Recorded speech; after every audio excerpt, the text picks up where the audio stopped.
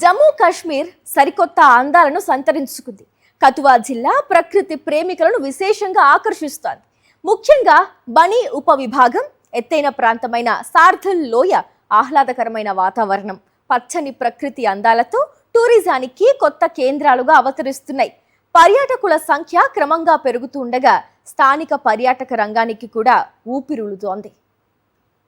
ఒకప్పుడు సరైన రహదారి సౌకర్యాలు లేక పర్యాటకులకు దూరంగా ఉన్న బనీ, సార్థల్ ప్రాంతాలు ఇప్పుడు వేగంగా అభివృద్ధి చెందుతున్న పర్యాటక కేంద్రాలుగా మారుతున్నాయి. మెరుగైన రహదారి అనుసంధానం, సహజ సిద్ధమైన అందాలు, చల్లని వాతావరణం కారణంగా దేశం నలుమూలల నుంచి సందర్శకులు ఇక్కడికి చేరుకుంటున్నారు.